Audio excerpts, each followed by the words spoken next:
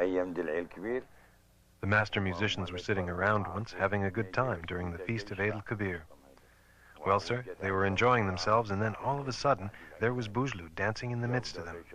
That was the first time they'd seen him, and they didn't know where he came from. And then Aisha came after him. She came to dance, that Aisha. They came and began to dance, and they spent the whole night dancing.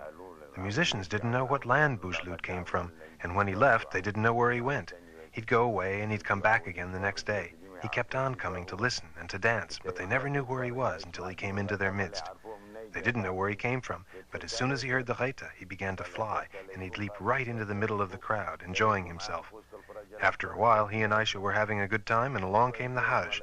He'd been in Mecca. He'd gone on the pilgrimage. He came along, and he found them dancing, and he fell in with them, and he began to dance too. Well, they spent the night enjoying themselves, every night until daybreak, and when they went away, no one knew where they went. They just disappeared.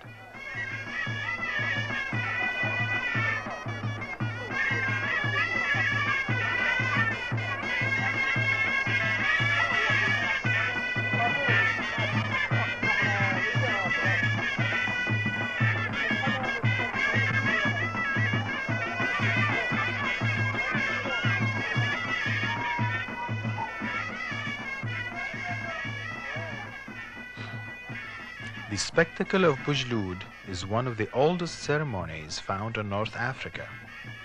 Rock carvings dating back thousands of years depict a skin-clad dancer accompanied by a small group of musicians.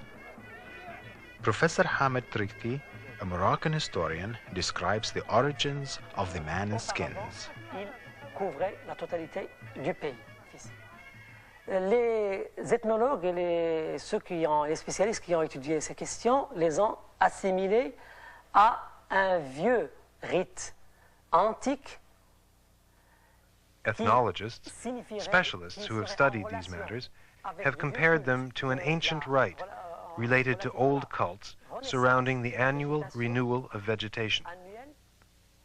Before Islam, these cults were practiced according to a solar calendar and not according to the lunar calendar, as happens now with the Muslim feast of Eid al-Kabir.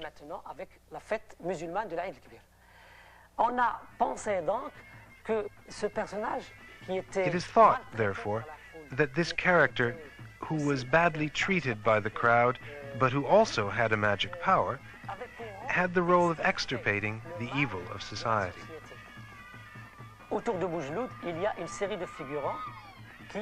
Around Bou-Jeloud, there is a series of characters in costume who act out scenes. Among the characters, we have seen that there are wild animals, but there are also fantastic beings categorized as demons who are detrimental to society. There is then a series of characters. All of this is depicted in a series of small scenes which accompany the procession and which are a kind of primitive theater, a bit like Greek theater in its most archaic period, when scenes accompanied the processions of Dionysus.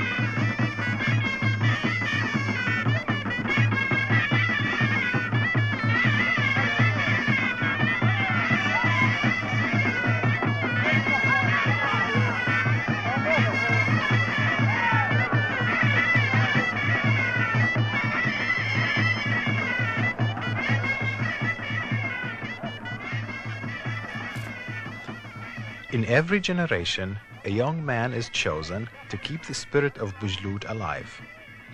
Today, whenever the musicians play the Bou-Jeloudiyya, Ma'allim Fdal's son, Abdus Salam, becomes the man in skins.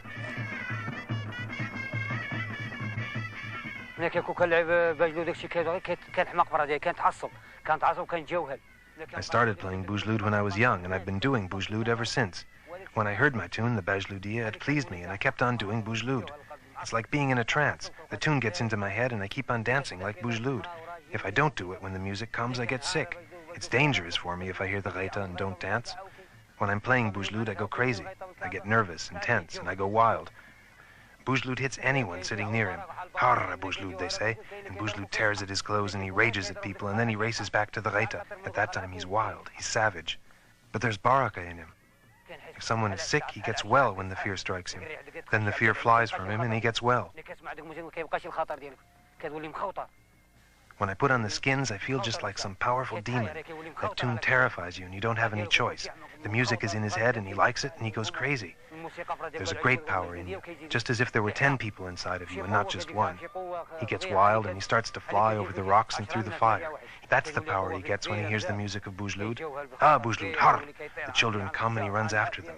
He follows them, flying at top speed. Whirr! And he strikes out at women, children, anyone, as though he were crazy and didn't recognize anyone. Even if it's his own son, he strikes out at anyone who comes near.